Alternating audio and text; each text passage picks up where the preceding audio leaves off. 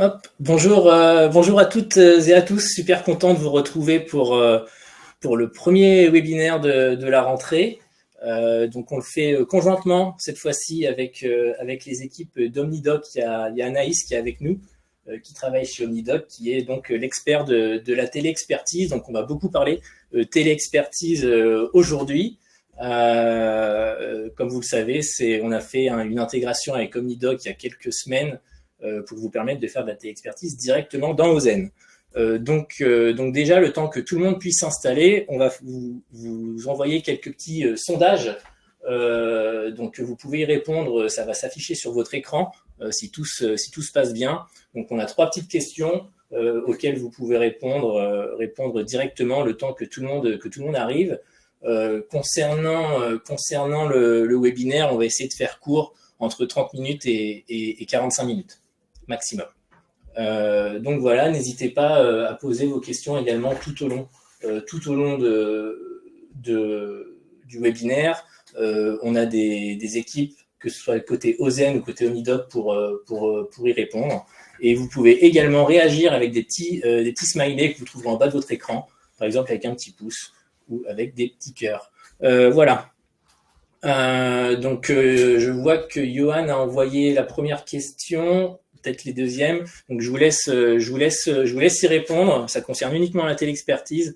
Donc voilà. Moi je vais vous présenter un peu le déroulé du webinaire. Donc déjà on va vous expliquer pourquoi on rend la téléexpertise accessible depuis Ozen et surtout pourquoi on le fait avec Omnidoc. Ensuite, Anaïs, elle va nous présenter le cadre réglementaire de la téléexpertise.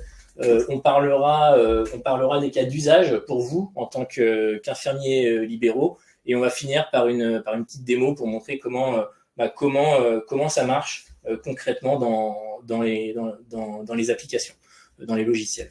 Et on finira sur une session de questions-réponses. Donc pour toutes les questions qui n'auront pas été répondues par écrit, on pourra repasser dessus.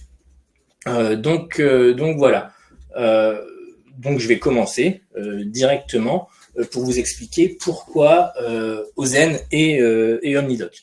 Donc tout le monde connaît Ozen ici. On a invité uniquement des utilisateurs de Ozen à rejoindre ce webinaire. Donc je vais pas me pencher sur notre solution. Juste rappeler qu'en fait, quand on a créé Ozen, on avait l'ambition de créer pour les infirmiers et les infirmières libérales un outil qui leur permette de gérer 100% de leur activité, depuis la création d'un patient jusqu'à sa facturation.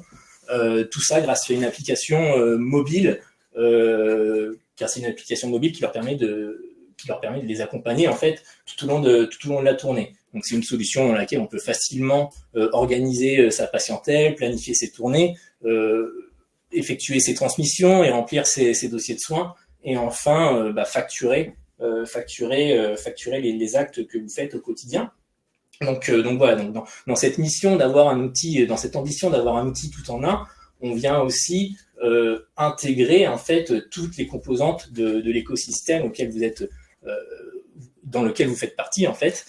Et comme vous le savez peut-être, la téléexpertise est un nouveau composant de cet écosystème pour vous, et donc on trouvait ça vraiment pas mal pour vous, les infirmières qui êtes sur le terrain, au contact des patients au quotidien, à les voir tous les jours et à savoir en premier, en fait, quasiment les problèmes auxquels ils sont confrontés. On trouvait ça très bien de pouvoir vous permettre à vous de consigner ça dans Ozen et de pouvoir partager ça facilement aux personnes dédiées et aux personnes les plus compétentes sur les sujets qui vous posent question.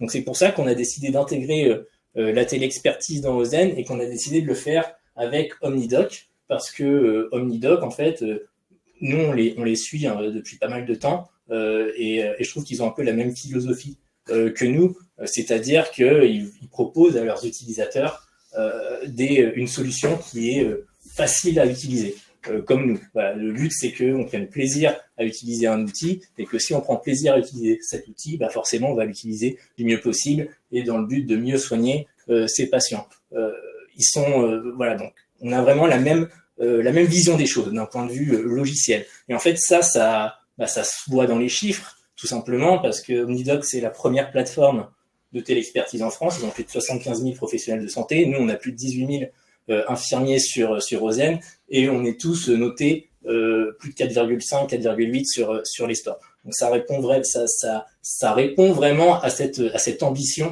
de satisfaire les utilisateurs. Et donc en fait, comment on arrive à faire ça? C'est très simple. Hein. On n'est pas dans une relation logiciel versus client. On est dans une relation de partenariat où en fait on est super à l'écoute de vos différents besoins, que ce soit OZEN, que ce soit Omnidoc, pour y répondre et vous faciliter le quotidien. Donc voilà pour le cas. Donc c'est pour ça qu'on a décidé de travailler avec Omnidoc sur la téléexpertise. Et je vais laisser Anaïs prendre la main, qui va vous expliquer un peu le cadre réglementaire sur la téléexpertise. Bonjour à tous, bonjour à tous les infirmiers qui sont connectés dans le chat et qui viennent de ce que je vois de la France entière. Donc je serai là pour Omnidoc, je ne serai pas toute seule, je serai également accompagnée de Baptiste qui va répondre aux questions dans le chat, ainsi que de Manon que vous verrez à la fin du webinaire lors de la séance de questions-réponses. Alors je vais vous dire quelques mots du coup sur ce qu'est la téléexpertise. Commençons par ça. Donc la téléexpertise, c'est une pratique au final qui existe depuis longtemps. On pourrait quasiment dire que depuis le milieu du XXe siècle, depuis l'émergence des premières spécialités médicales, les professionnels de santé ont pris l'habitude d'échanger entre eux pour se solliciter, pour demander des avis médicaux les uns aux autres. Sauf que jusqu'à présent, c'était fait de manière un peu artisanale, si je puis dire, via des canaux de communication qui sont informels, non sécurisés, comme le courrier, le fax, le téléphone, le SMS, les emails, le WhatsApp. Je suis sûre que vous-même aujourd'hui, vous échangez probablement des avis via ces canaux-là. Et l'assurance maladie a voulu légiférer sur le sujet et a décidé d'en faire un acte médical à part entière depuis 2019, à la fois pour favoriser cette pratique, parce qu'on sait que vu l'hyperspécialisation de la santé aujourd'hui, c'est crucial bien de favoriser la collaboration médicale, et aussi pour réglementer un peu tout ça, parce que on sait bien aujourd'hui, des données de santé, c'est des données sensibles, et en fait, il ne faut pas qu'elles puissent être échangées sur des canaux de communication qui ne sont pas sécurisés. Et donc, l'assurance maladie a légiféré, la téléexpertise est désormais entrée dans la nomenclature. Et qu'est-ce que c'est concrètement la téléexpertise? Eh bien, c'est un échange d'avis entre un requérant. Le requérant, c'est celui qui va demander l'avis, et un requis. Le requis, c'est celui qui va rendre l'avis, qui se fait à distance et de manière asynchrone, c'est-à-dire pas en direct live. Et on touche là à une différence fondamentale avec la téléconsultation, parce que souvent, il peut y avoir une confusion entre téléexpertise et téléconsultation. Ça n'a absolument rien à voir, ce sont deux actes de télémédecine, mais pour autant, téléconsultation, c'est de patient à professionnels de santé. La téléexpertise, ça reste entre professionnels de santé. Ça, c'est un point très important à avoir en tête. Donc, qui peut solliciter une téléexpertise aujourd'hui, c'est-à-dire qui peut être en posture de requérant?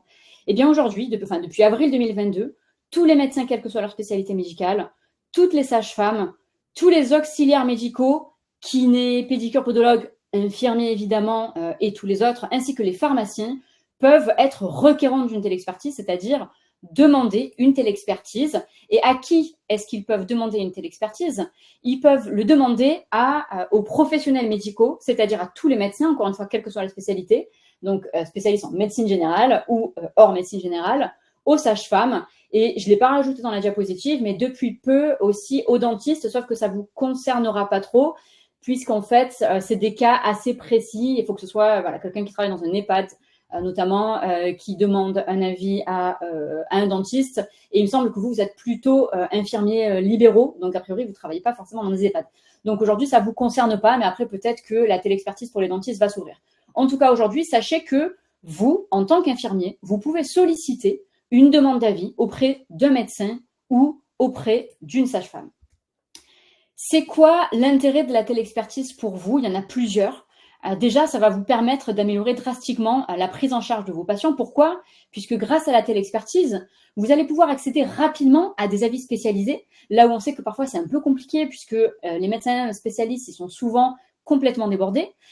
Et vous allez aussi pouvoir, vous, gérer certains cas, plutôt que parfois adresser les patients alors que ce n'est pas forcément utile. Donc tout ça va vous permettre d'optimiser le parcours de soins de vos patients. Vous allez faciliter les adressages si besoin. Qui c'est qui en profite in fine? C'est le patient qui, grâce à vous notamment, va pouvoir être pris en charge beaucoup plus rapidement si c'est nécessaire. La téléexpertise, c'est aussi super intéressant pour les infirmiers parce que ça vous permet d'enrichir vos compétences. C'est ce qu'on appelle la fonction apprenante de la téléexpertise. En effet, vous allez être en contact rapproché et régulier avec un tas de spécialistes en leur soumettant régulièrement des cas.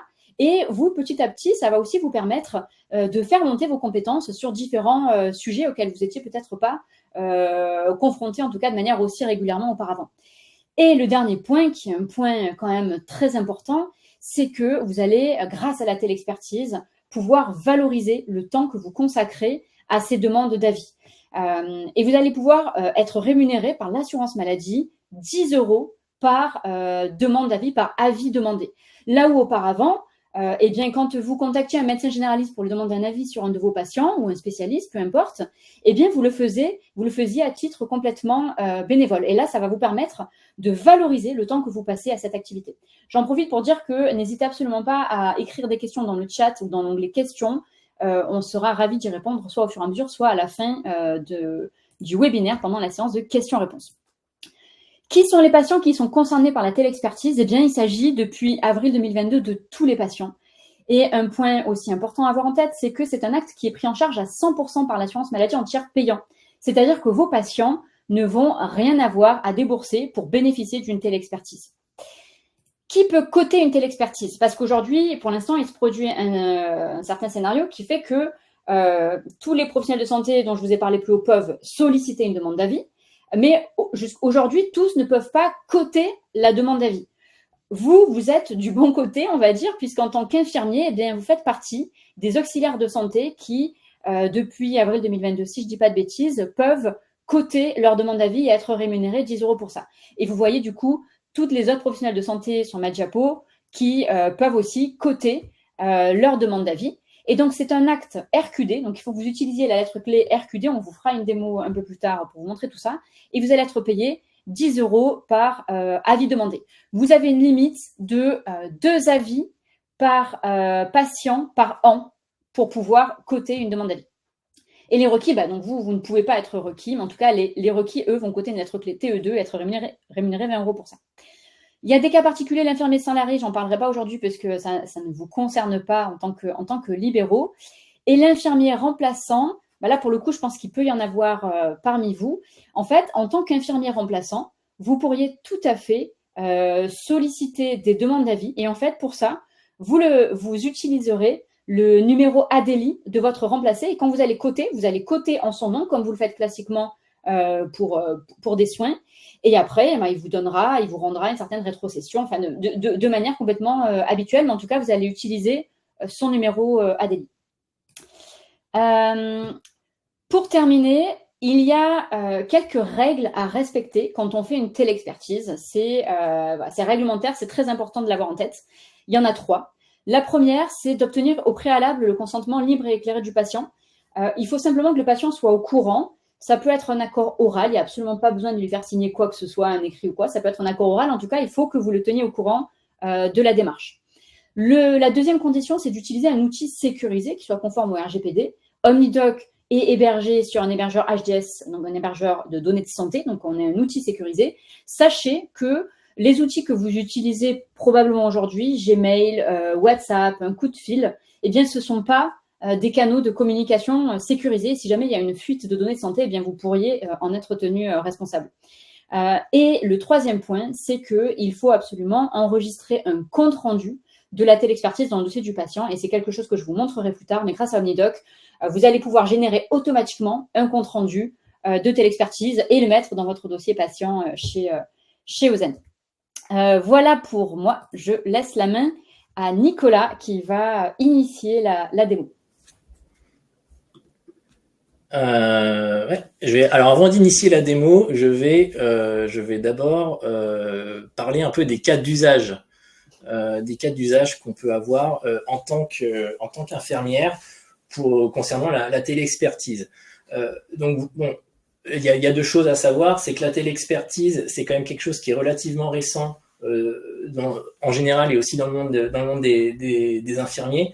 On a vu d'ailleurs dans le sondage que vous étiez moins de 30% en fait à déjà avoir fait un acte de télexpertise. Donc voilà, donc c'est intéressant de comprendre les cas d'usage qu'il y a. Moi-même, je ne suis pas infirmier, donc je ne suis pas sur le terrain pour savoir comment vous pouvez faire. Donc c'est très simple. Ce que j'ai fait, c'est que j'ai pris mon téléphone et je vous ai appelé pour savoir comment ceux qui avaient utilisé la télexpertise l'avaient utilisé et quels sont les cas d'usage qu'ils ont rencontrés pour vous donner un peu cette vision-là. Donc je vais vous donner quelques cas d'usage qui m'ont bien plu et n'hésitez pas à mettre dans les commentaires, en fait dans le chat, pour ceux qui en ont déjà fait des cas d'usage pour inspirer un peu vos confrères et vos consoeurs. Donc le premier cas dont on m'a parlé, c'est typiquement une infirmière qui va voir un patient par exemple pour un BSI, donc elle lui fait des soins de toilette, etc. Et au cours de la séance de soins, elle remarque qu'il y a par exemple une mycose sur ce patient, et donc ce n'est pas prévu pour elle de traiter ce type de problème. Et donc ce qu'elle a fait, c'est qu'elle a pris en photo avec son téléphone dans Ozen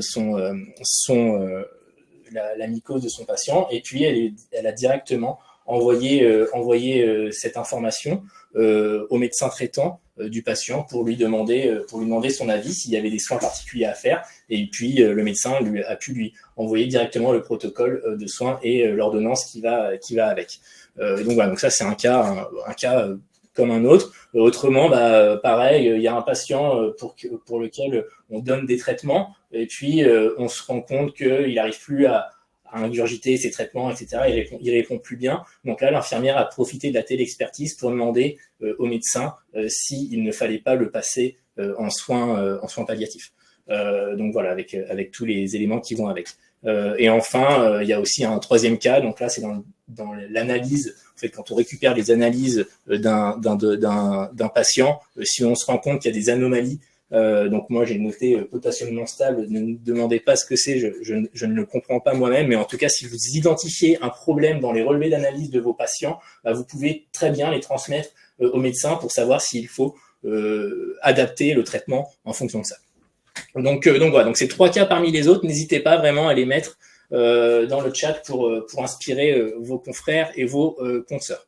Donc maintenant qu'on a dit ça, on va voir comment ça se passe concrètement dans Ozen. Donc je vais vous montrer l'application. Normalement, elle doit s'afficher à votre écran. On me fait signe que oui, donc c'est bon. Donc je vais pas vous refaire une démo de Ozen, hein. Vous savez tous comment ça marche. On va pas revenir là-dessus. Donc l'idée, c'est que j'ai rentré mes patients, j'ai rentré mes traitements, j'ai ma tournée qui s'affiche et je vais voir mes patients au fil de l'eau. Et je vais bien sûr remplir leur dossier de soins dans l'application. Donc je vais voir mes patients et puis dès que je les ai vus, je coche mes passages. Et là, donc je vais chez mon patient, chez qui je fais un BSI. Donc on va prendre l'exemple du cas numéro 1 par exemple. J'ai un patient donc, dans le cadre d'un BSI, donc je lui fais ses soins et au cours de ces soins, je remarque une nouvelle cicatrice, une nouvelle blessure pour lequel je n'ai pas de protocole en fait établi pour pouvoir le soigner. Donc là, qu'est-ce que je fais? Je prends bien sûr en photo la blessure, je la rentre dans le dossier de soins. Donc elle sera forcément automatiquement partagée à mes collègues qui prendront en charge ce patient après moi, donc mes collègues infirmiers du cabinet bien sûr.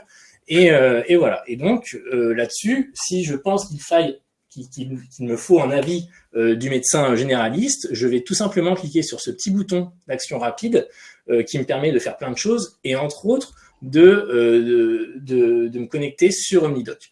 Donc je vais cliquer sur OmniDoc en bas et je vais rentrer mes informations donc, qui sont souvent pré-remplies grâce aux informations de votre CPS. Donc je mets mon RTPS et je vais sélectionner les informations que je veux envoyer dans mon dossier OmniDoc. Donc là, j'ai pas envie d'envoyer des constantes. Je vais juste sélectionner les dates. Donc on va sélectionner la date d'aujourd'hui. En fait, c'est aujourd'hui que j'ai fait ma transmission et comme il s'agit d'une plaie, je l'ai catégorisé comme un suivi de plaie et je vais pouvoir tout simplement cliquer sur créer et ça va l'envoyer sur OmniDoc. Donc voilà pour la partie OZEN, on va dire. Et maintenant, on passe sur l'interface OmniDoc. Et c'est donc Anaïs qui va pouvoir reprendre la main dessus. Merci Nicolas. Est-ce que vous voyez bien mon écran? C'est tout bon. Ok. Donc, une fois que vous cliquez sur continuer, donc sur ce que vous a montré Nicolas, eh bien, ça vous ouvre OmniDoc avec cette page-là. Et là, la première étape que vous allez avoir à accomplir, eh bien, c'est de choisir le professionnel de santé à qui vous allez adresser votre demande.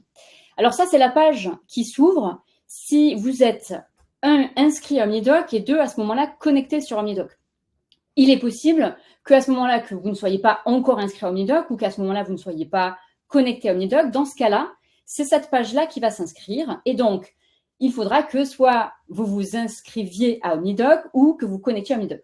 Pour s'inscrire, c'est très simple. Déjà, le premier point à avoir en tête, c'est que c'est gratuit. L'utilisation individuelle d'OmniDoc est gratuite.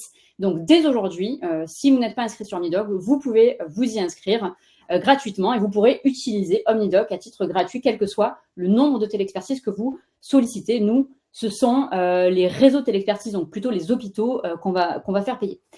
Pour s'inscrire, donc ça prend vraiment 30 secondes. Il vous suffit simplement de taper soit votre nom de famille, par exemple, vous voyez, Virginie Dupont, ou bien votre numéro RPPS. Et après, on va vous demander eh bien, de nous fournir soit votre carte CPS, soit un justificatif d'identité pour qu'on vérifie que vous êtes bien qui vous prétendez être, parce qu'on est une plateforme de données de santé, donc c'est un point d'attention très important pour nous.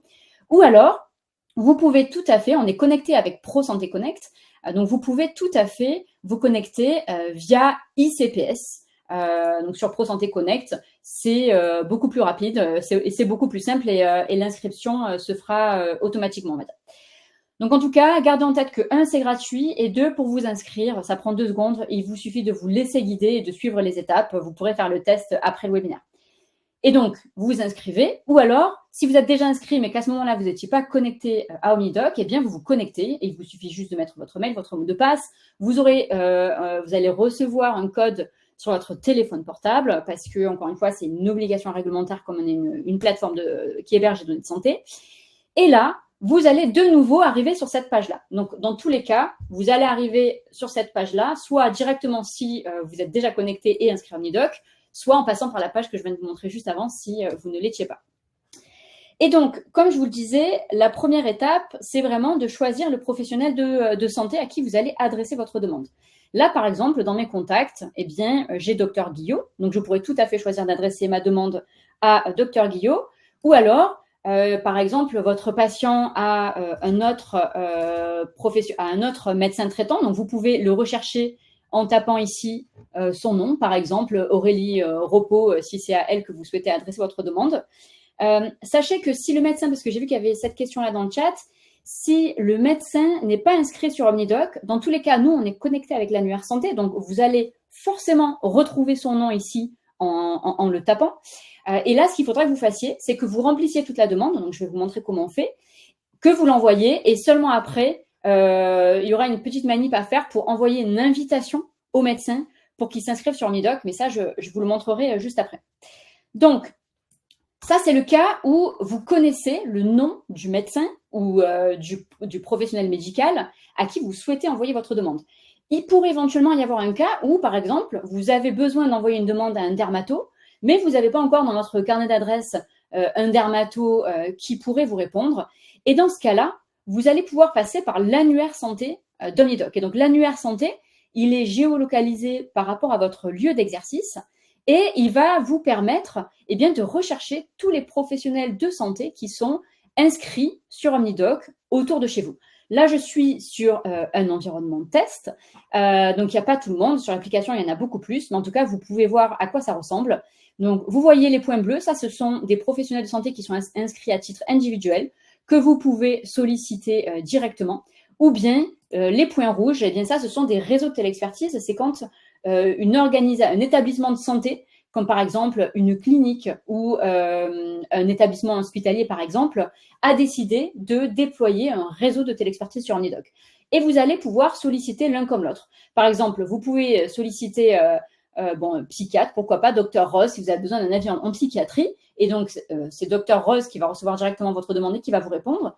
Ou alors, vous pourriez dire, moi, en fait, je cherche. Donc là, vous avez ce filtre qui est super utile, qui vous permet de trouver en quelques clics les professionnels de santé d'une certaine spécialité.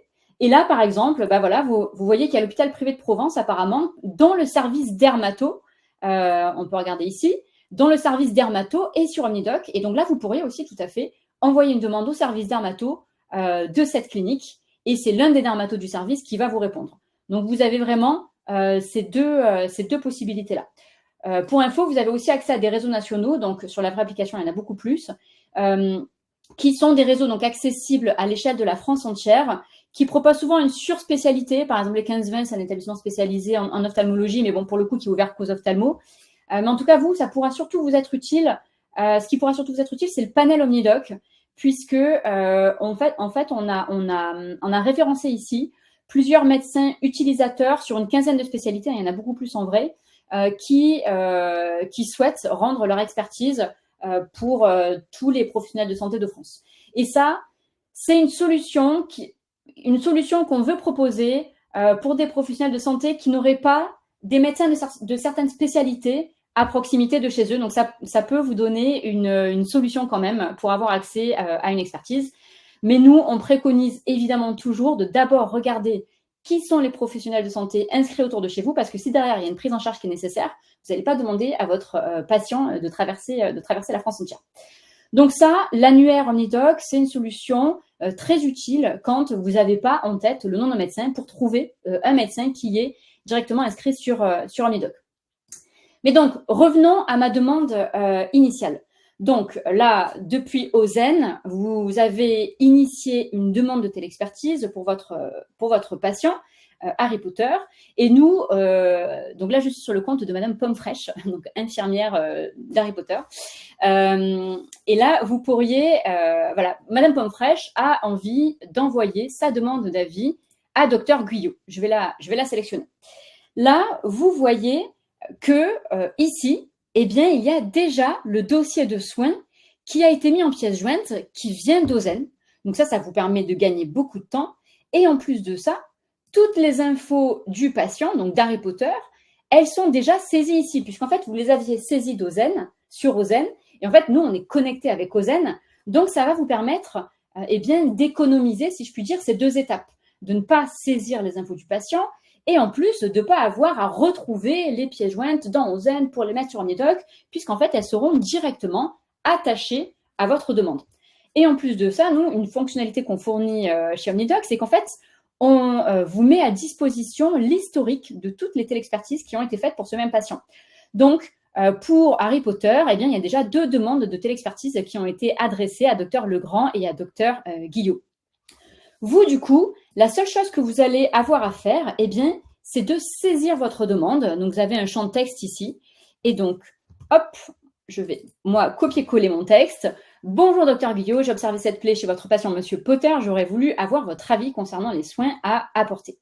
Et une fois que j'ai fait ça, je n'ai plus qu'à envoyer ma demande d'avis. Et Dr Guillot va être notifié par mail qu'elle a reçu une nouvelle demande d'avis de la part de l'infirmière Madame Pomme-Fraîche. Je vous avais dit, avant d'aller voir ce qui se passe côté Madame Guillot, je vous avais dit que si vous le souhaitez, vous pouvez aussi tout à fait envoyer une demande d'avis à un médecin qui n'est pas encore inscrit sur OmniDoc. Donc, en fait, vous allez refaire toute la démarche, tout ce que je viens de vous montrer. Et là, en fait, le médecin que j'ai pris en exemple, c'est Annie Legrand. Annie Legrand, c'est une médecin généraliste, mais elle n'est pas encore inscrite sur OmniDoc. Donc, vous allez quand même saisir toute votre demande, vous allez cliquer sur le bouton « Envoyer » et vous allez arriver sur cette page-là. Et là, vous allez pouvoir cliquer ici sur « Invitez-la à rejoindre OmniDoc ». Et très simplement, vous allez soit pouvoir lui mettre ici son numéro de téléphone ou son email, voire ici partager votre profil au docteur, si jamais vous avez déjà ses coordonnées, pour que le médecin puisse s'inscrire lui aussi en quelques clics sur OmniDoc, prendre connaissance de votre demande et y répondre. Voilà, donc ça, c'est un cas, pas de souci. Même si le médecin n'est pas inscrit sur OmniDoc, vous pouvez quand même lui adresser une demande, l'inviter juste après pour qu'il puisse s'inscrire. Mais donc là, revenons à notre cas Harry Potter. Donc vous, Madame Pomme-Fraîche, vous avez envoyé la demande à Dr Guillot et Dr Guillot a donc été notifié par mail. Et il y a également une notification au sein de l'application. Là, vous voyez, il y a le numéro 1 qui est apparu. Et donc, elle a reçu un avis, elle se connecte sur OmniDoc et là, elle va prendre connaissance de votre demande. Elle va pouvoir ici télécharger le dossier de soins que vous lui avez fourni. Elle aura accès à toutes les infos du patient et elle va pouvoir vous répondre dans son champ texte. Et ce qu'elle va également pouvoir faire, ça c'est quand même très utile, eh bien, c'est insérer une ordonnance. Donc là, elle vous dit qu'il est nécessaire de traiter la plaie. Elle vous propose de mettre en place un protocole de soins pour plaie simple et elle vous joint une ordonnance. Donc, elle va cliquer ici, ordonnance, et là, voilà, elle vous prescrit un traitement de pansement jusqu'à cicatrisation. Elle joint l'ordonnance et elle clique sur envoyer. Et donc là, je reviens sur votre profil, le profil de Madame Pomme-Fraîche, notre infirmière. Madame Pomme-Fraîche va à son tour être notifiée par mail, comme quoi elle a reçu eh bien, une réponse à l'avis qu'elle a sollicité à Dr Guillot. Elle se connecte sur OmniDoc, elle clique et là, elle prend connaissance de la réponse de Dr Guillot. Elle prend connaissance ici et là, hop, elle clique et elle voit même l'ordonnance et du coup, elle peut recontacter le patient pour faire son soin. Et donc là, bon, voilà, on vous conseille toujours, les médecins bien, vous pouvez continuer en fait, à envoyer des messages comme un peu un fil de discussion, ne serait-ce que pour dire merci ou si... Alors, si jamais vous avez une nouvelle question à adresser, l'idée, c'est plutôt de faire une question par demande d'avis. On vous invite plutôt à initier une nouvelle demande de télexpertise. Mais en tout cas, sachez que vous pourriez tout à fait continuer à échanger des messages sur la même demande d'avis. Donc là, donc elle va voir, voilà, vous l'avez répondu, que vous l'avez envoyé un message, merci. Et là, elle va se dire, bon, ben, ok, super, Madame Pomme-Fraîche, elle a eu sa réponse. Moi, donc Dr Guillot, médecin généraliste, je vais clôturer la demande d'avis. C'est important, c'est le requis qui clôture la demande d'avis et il faut qu'il clôture la demande d'avis ici en cliquant sur terminer. Pourquoi? Parce que d'abord, lui, ça va lui permettre de coter son acte, donc un acte TE2 qui va être rémunéré 20 € si, voilà, s'il y a un avis qui a été rendu. Mais surtout parce que vous, donc là, je reviens sur le profil de l'infirmière Madame Pomme-Fraîche, eh bien, ça va, comme vous le voyez, déclencher l'apparition de deux nouveaux boutons. Le bouton compte rendu et le bouton facturation. Tant que le requis n'a pas clôturé la télexpertise, ces deux boutons n'apparaîtront pas. Compte rendu facturation. Donc d'abord, je vous avais parlé plus tôt de la génération automatique d'un compte rendu sur OmniDoc. Eh bien, il est là. Donc là, vous voyez, vous cliquez ici sur compte rendu. Vous pouvez tout à fait le télécharger en PDF. Je vais vous montrer à quoi ça ressemble.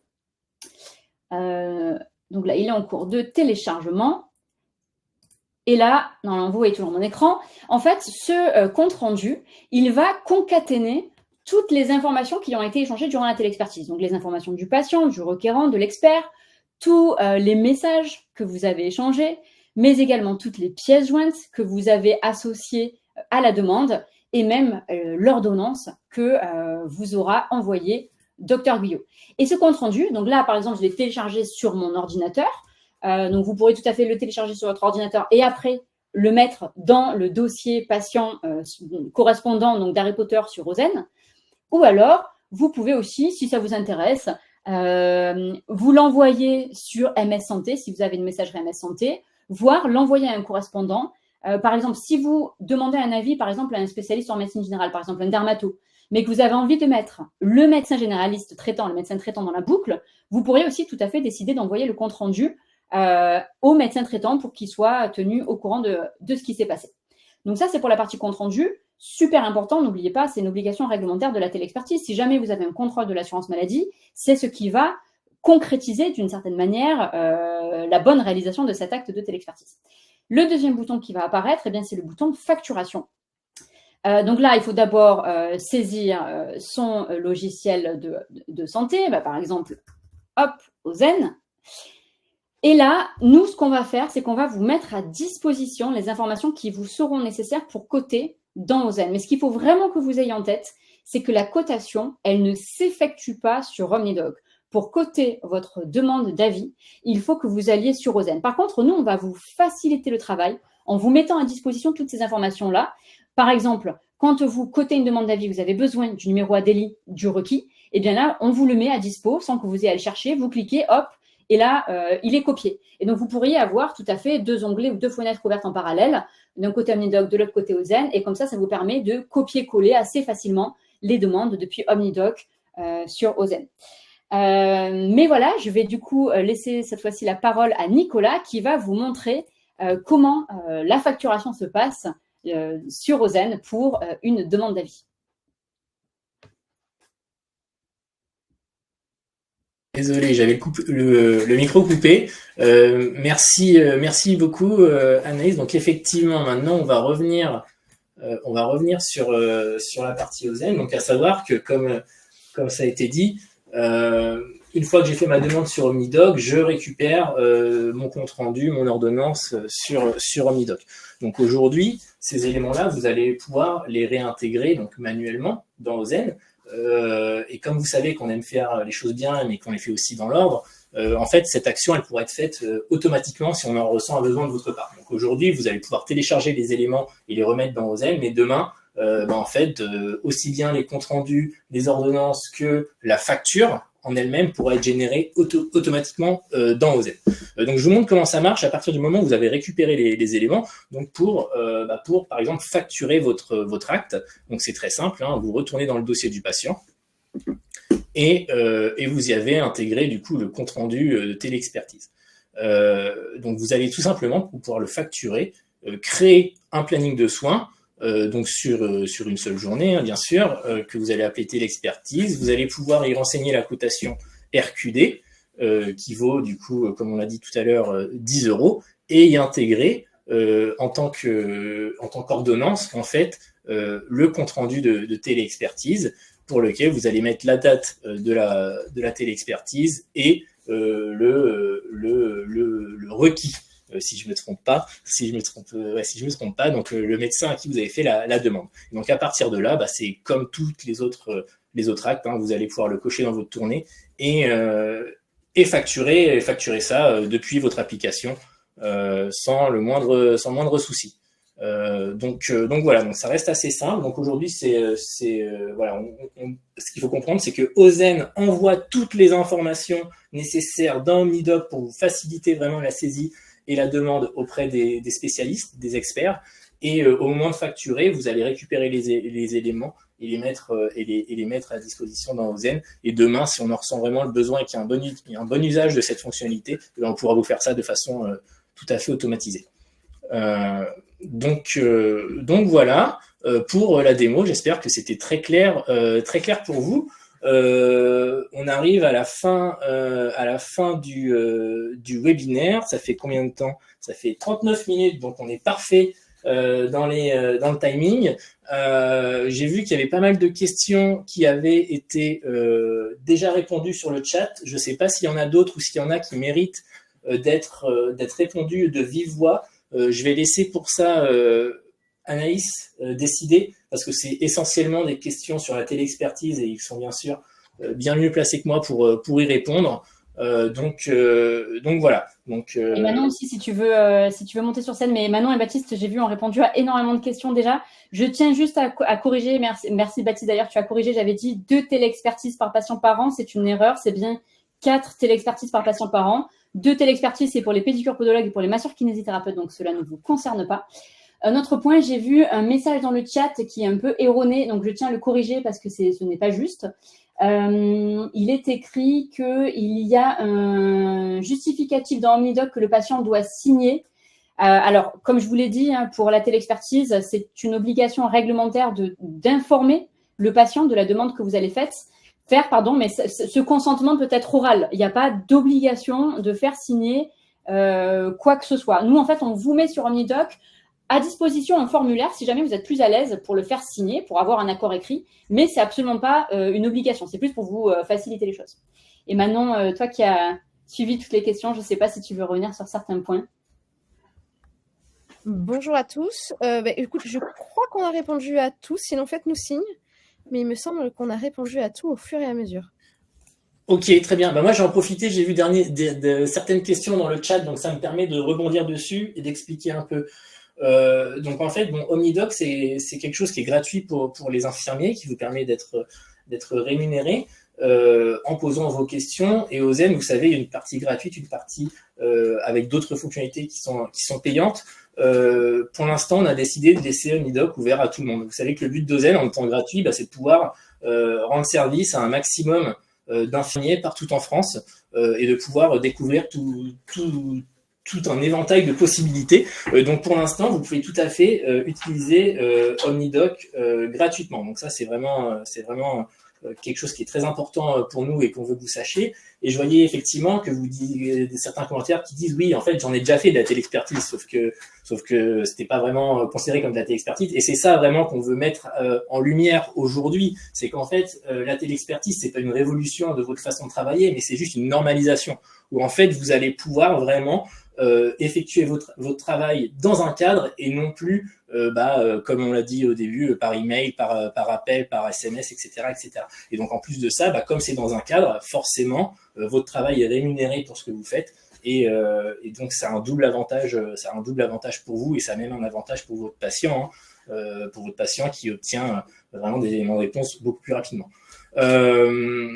Donc voilà, je pense. Madame Deruyter. Oui. Sur les abus, il y a eu des questions sur la crainte de court-circuiter le médecin traitant. Sachez que, alors il y a plusieurs sujets là, par exemple, votre question porte sur quand c'est le requis qui demande au requérant, mais ça me demande alors que c'est pas utile. En fait, parfois, certains professionnels de santé aiment utiliser OmniDoc parce que c'est sécurisé, c'est facile, etc. Mais pour autant, ils vont pas coter l'acte. En fait, vous n'êtes pas, à l'issue d'une téléexpertise, vous n'êtes pas obligé systématiquement de coter l'acte. Par exemple, si le requis juge qu'il n'y a pas d'avis médical qui a été donné, eh bien, il ne va pas nécessairement coter 20 €, tout comme vous. Si au final, vous avez utilisé OmniDoc, alors ce n'est pas quelque chose qu'on préconise, mais juste pour, je ne sais pas, échanger un dossier de soins avec un médecin ou autre, plus comme un canal de communication, vous n'êtes pas obligé, enfin d'ailleurs, il vaut mieux pas que vous cotiez l'avis, vous seriez un peu hors des clous d'un point de vue réglementaire. Donc, vous n'êtes pas obligé de coter systématiquement. Et je rebondis sur une remarque de Sandrine qui m'a l'air un peu légitime, et peut-être que vous pourrez m'aider là-dessus. J'ai effectivement dit qu'il fallait, pour justifier l'acte de téléexpertise, envoyer le compte-rendu à la Sécu pour justifier en fait cet acte. Et Sandrine qui nous dit qu'en fait, il faut juste envoyer une feuille blanche pour pas que l'assurance maladie ait accès au fait au dossier, les agents de l'assurance maladie aient accès au dossier du patient. Vous confirmez ou pas? Je me suis trompé ou pas? Alors pour moi, vous n'avez pas de, mais je laisserai Manon, mais pour moi, il n'y a absolument pas de compte-rendu à échanger. Le compte-rendu, d'ailleurs, contient des données médicales, donc surtout à ne pas envoyer à n'importe qui. Et en fait, c'est simplement, il faut que vous cotiez via une feuille de soins en mode dégradé ou sésame sans vital. C'est la seule chose à faire. Vous n'avez absolument pas de données médicales envoyées. Quand je vous disais que c'était nécessaire de mettre un compte-rendu dans le dossier du patient, c'est en cas de contrôle de l'assurance maladie. Mais pour coter, vous envoyez absolument pas de compte-rendu. Maintenant, je ne sais pas si... Exactement. Ouais, ok, donc merci. Donc c'est moi qui ai fait une erreur lors de la présentation, je m'étais mal renseigné, donc voilà, donc vous envoyez une feuille blanche en guise d'ordonnance au moment de facturer. Donc voilà, mais vous laissez bien votre compte rendu dans le dossier du patient. Je pense qu'on a fait le tour. Merci beaucoup Anaïs, merci beaucoup Manon, merci également à Baptiste et Johan qui étaient en support sur le chat. Merci à vous d'avoir été présents également. Écoutez, on va reprendre les webinaires. On va voir quel sera le sujet du prochain. N'hésitez pas à nous dire si vous avez des idées de webinaires que vous voulez qu'on organise sur des thématiques qui vous intéressent. On fera ça avec un grand plaisir. C'est toujours un plaisir de pouvoir échanger avec vous au quotidien. Donc voilà, je vous souhaite à toutes et tous une excellente journée et à bientôt. Merci beaucoup. Bonne journée.